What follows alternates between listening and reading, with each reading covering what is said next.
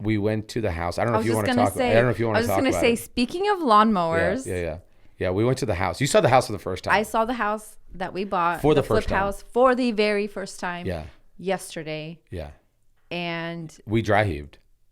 both of us did. Yeah. I was plugging my nose for. Harper plugged her nose. She was with us. Harper was plugging her Harper's nose. like, it's stinky. And I was like, no, it's not stinky anymore. She goes, Like, no, oh, it's still stinky. Well, this backyard had like what do we count? 7, 8 lawnmowers in it. We counted like 8. Taken apart. We counted 7.5 actually, because one had just the cutting deck and nothing else on it.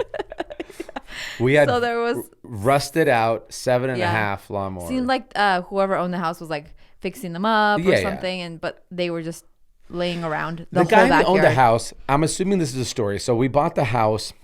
It was an estate sale. The gentleman passed away. The family lives out of state.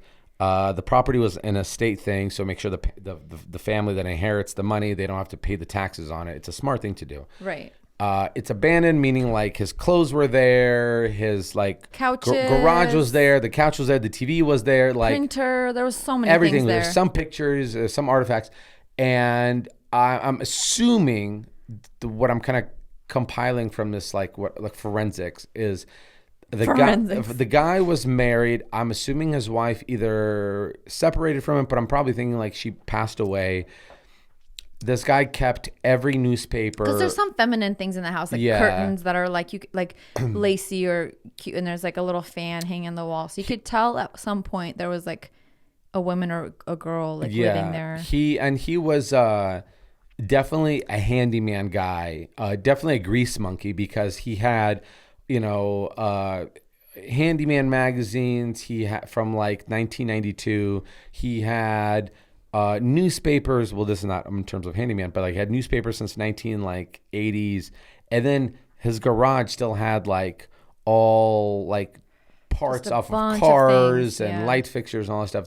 So he was definitely a tinker. And then having 7.5 lawnmowers in the backyard. Perhaps a hoarder. He was like, well, I don't think he was hoarding. I think he was one of those. He does just this needed thing. something to do. My dad did this thing where he had a hard time throwing away stuff because he thought he could just borrow parts from things and fix it. Yeah, so I kind of relate to what he was doing. He's probably keeping lawnmowers, thinking like, I'm gonna fix this lawnmower based off of those 2 lawnmowers, and then that part just kept growing. Right.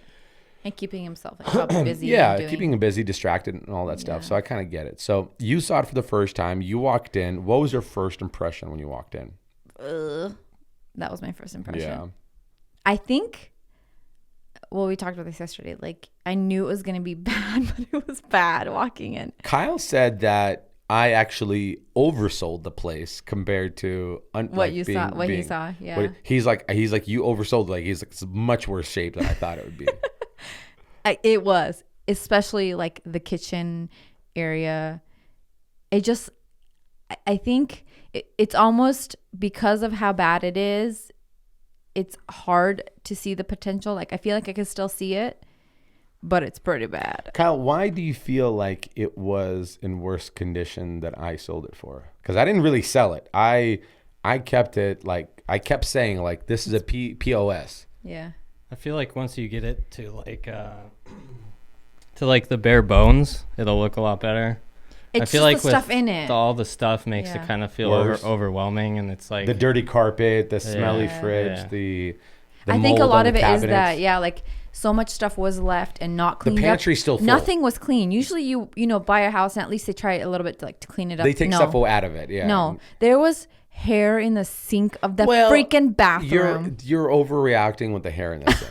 I am not. No, there was because hair. There was you don't hair. expect people. Well, you kind of do actually, but like No, when you move people out of the clean- house, you would be like, let me get this course. hair out of here. That's common decency. Like I said, most people clean the house. Honey, he didn't have a chance. He passed away. Well, not even him, but like even the state, like didn't even. The estate. They don't care. Here's the thing. And this is kind of my forensics brain.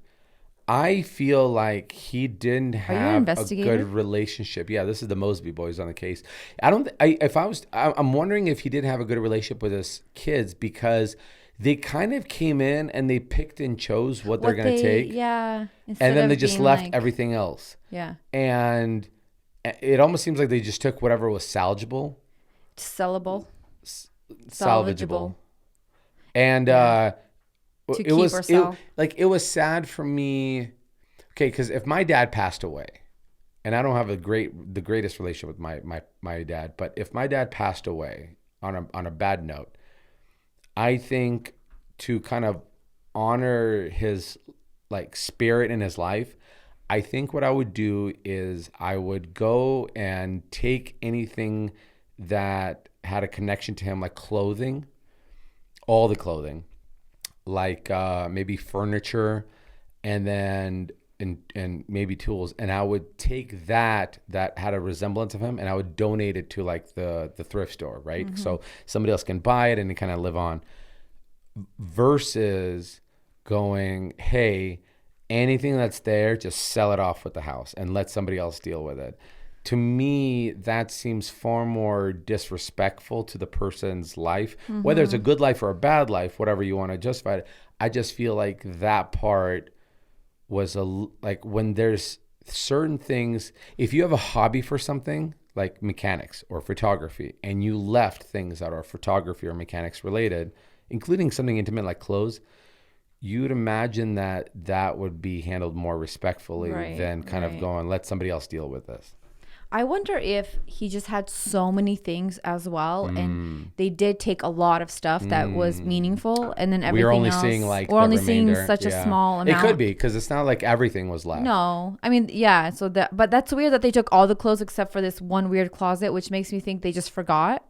Like they forgot to look in that closet. I don't know. Maybe they did. Actually, here's what I wonder. They were like, well, that's already like full. Like there's nowhere else to put. Oh, the box is full. So they kind of left the remainder stuff, which it wasn't a lot. But they still. Or if they hired like somebody to box everything up for them, and they just didn't have enough room. Yeah, maybe they did. Yeah. Maybe they did. Because it wasn't like everything. It's like the most random things that are left. I hope we didn't come off disrespectful when we walked through the house, because I don't want. Like I was thinking about this. I was like, because we kept looking at stuff and kind of judging a person by it. And can you imagine if, you know, we passed away and somebody else came in after us and started judging us based off of our life? Mm-hmm. Fortunately, I don't think we were disrespectful. No, I think we weren't. I think we were more like, this is kind of cool. Like finding stuff from 1992 magazines and newspapers. I think for the most part, it was like the things we found I thought were kind of cool. Let me ask you this. Because I agree. It's more like the house itself was like, wow, this is in terrible condition.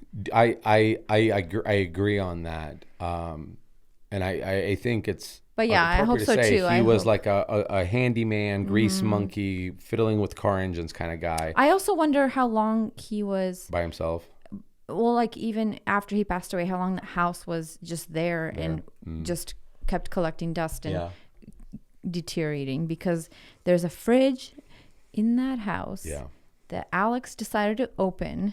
Bad move.